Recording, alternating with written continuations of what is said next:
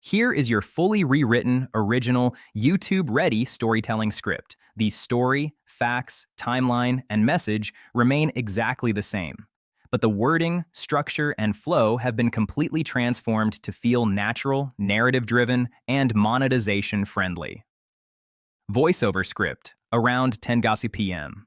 Washington time last night, gunfire erupted outside the ballroom of the Washington Hilton, the same hotel where Ronald Reagan was shot in 1981.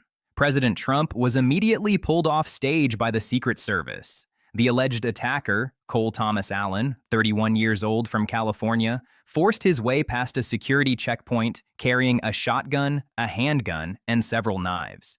He opened fire. One Secret Service agent was struck, but his bulletproof vest absorbed the impact. The president was evacuated unharmed. Within an hour, Trump reappeared, dressed in black tie, holding a press conference. He described the attacker as a lone wolf. He confirmed the suspect was in custody. He said he was in great shape. And then he said something else. We have all the cards. But here's what makes last night far more complicated. Hours before the shooting, earlier in the afternoon, while Trump was still at the White House preparing for the correspondents' dinner, something else happened. Iran moved. Trump had just canceled Steve Witkoff and Jared Kushner's planned trip to Pakistan, saying Iran's latest proposal wasn't good enough. Within minutes of that cancellation, Iran sent a revised offer. Trump called it much better. Iran said nothing publicly, no press conference, no announcement. The revised proposal moved quietly through Pakistan's mediation channel. And all of this happened while the American president was preparing for a gala, and before a gunman tried to breach his security perimeter. Oil sits at $16. Iran's foreign minister, Arachi, is in Oman meeting Sultan Haitham on his way to Moscow. China has said nothing.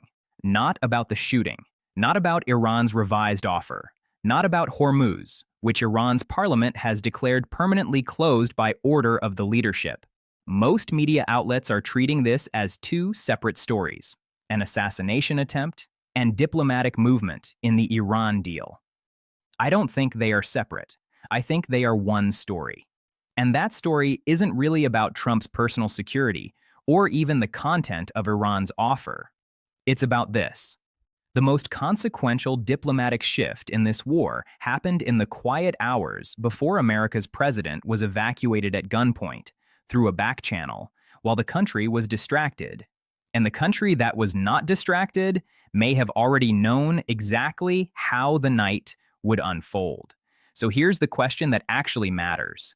How does a country that has been bombed for 59 days, blockaded at its ports, and lost its supreme leader on day one, still control the tempo of negotiations? How does it decide when to move and when to wait? How does it send an improved proposal while publicly refusing to compromise? One word explains the structural confidence behind that posture: China. Not China as a military partner, not China issuing loud public endorsements. China as the economic framework that makes Iranian endurance possible.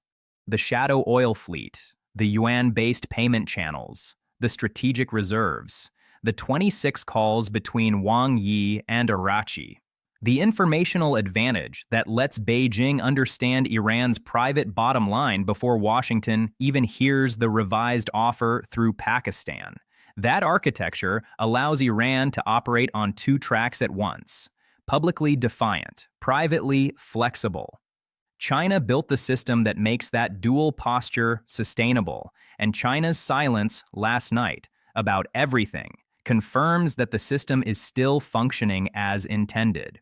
I call this the dual tempo strategy. Iran operates on two speeds simultaneously: the public tempo, projecting strength; the private tempo, preserving maneuverability.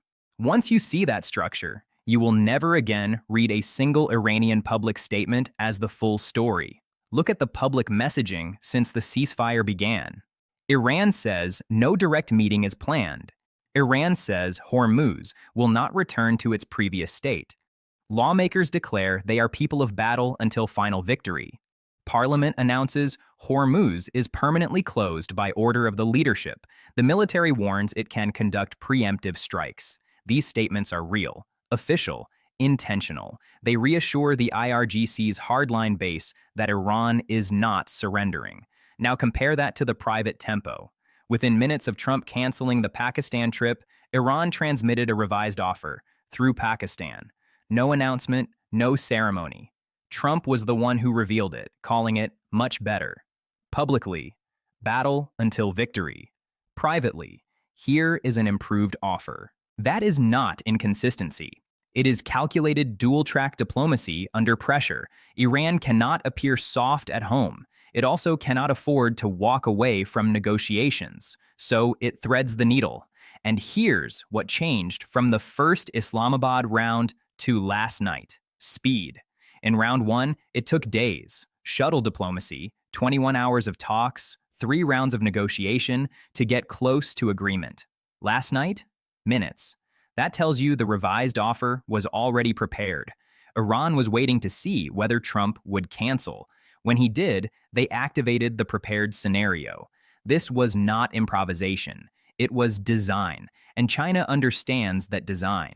Wang Yi's 26 calls with Arachi during this conflict were not symbolic gestures. They were coordination. China knows Iran's public posture. China knows Iran's private position. And China's decision to say nothing last night about the shooting, about the offer, about Hormuz, signals that Beijing has evaluated the dual tempo and concluded the structure is intact. Now look at the American side. Trump cancels the trip. Iran sends a better offer. Trump says it's better. Trump does not send Witkoff. Trump attends the dinner. Trump survives a shooting. Trump declares, "We have all the cards," all within roughly 8 hours. That phrase, "we have all the cards," matters less for whether it's true and more for when it was said. He said it after being evacuated at gunpoint, after a third assassination attempt in 3 years, while a war continues in the Gulf. While Iran has declared Hormuz permanently closed by leadership order, America absolutely has cards. 3 carrier groups in the Gulf, a Cold War-scale naval blockade, missile campaigns that degraded Iran's infrastructure over 59 days. Economic pressure cutting the real by 15% and costing an estimated $500 million per day. Those are real cards, but Iran played one too. It sent a better offer after America walked away. That is not the behavior of a country holding nothing. It is the behavior of a country that understands timing. Iran chose to move quietly in the afternoon, before the shooting, when Trump's attention was divided between a diplomatic cancellation and a social event. Coincidence or precise reading of the moment? When Trump said, "We have all the cards," he was speaking to 2 audiences, to Americans, reassurance, to Iran, resolve. But that phrase does not erase the revised offer sitting in Pakistan's channel. The offer exists, the blockade exists, the permanent Hormuz order exists. Both sides have cards, and the one country saying nothing has already calculated the value of each. China's silence is not accidental. World leaders quickly issued standard condemnations of the assassination attempt. Israel expressed relief. Mexico condemned political violence. Canada offered thoughts. Venezuela denounced the attack. These are reflexive diplomatic responses. China issued none. That absence is more precise than any statement. Even a formulaic expression of concern would have inserted China into the political narrative at a delicate moment, while Arachi travels through Pakistan, Oman, and Moscow, while Hormuz is declared permanently closed, while the revised offer sits in mediation. China chose silence because silence preserves ambiguity. Silence protects its position as the indispensable intermediary. Too important for Washington to confront directly, too economically essential for Tehran to alienate. Any statement would narrow that ambiguity, and Beijing prefers it wide. Now consider Hormuz. Iran's deputy parliament speaker said clearly, "The strait will not return to its previous state." It is an order from the leadership, not a negotiator, not a minister, the leadership. An order is different from a bargaining position.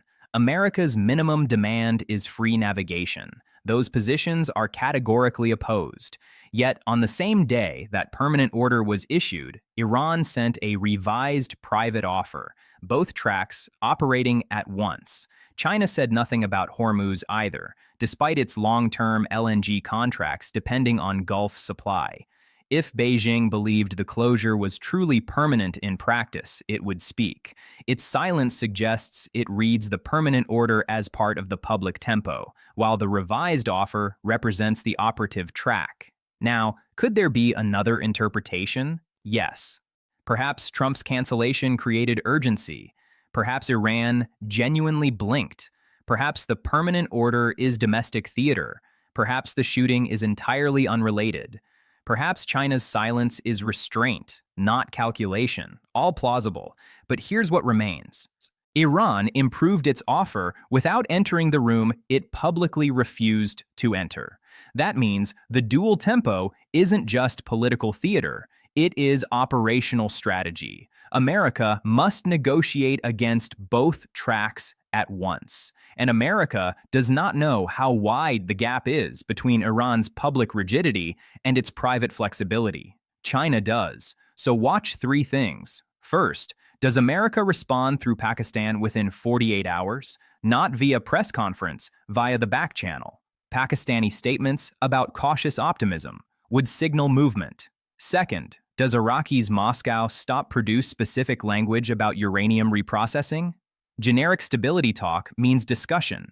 Specific reference to enriched material management means coordination. Third, does China say anything about the assassination attempt? Even a minimal statement would mark a shift from silence to visibility. Now read the sequence again. Trump cancels. Iran improves its offer. Trump attends a gala. Trump is evacuated at gunpoint. Trump says, "We have all the cards." Iran declares Hormuz permanently closed. China says nothing. Ask yourself what all the cards looks like at the end of that night. Then ask what it looks like to quietly move on a deal hours before your adversary is rushed out of a ballroom. And finally, ask why the country that built the economic system allowing that quiet move, the country that keeps Iran's oil flowing, that understands Iran's private floor before Washington hears it, has not said a single word about any of it. China already has its answer.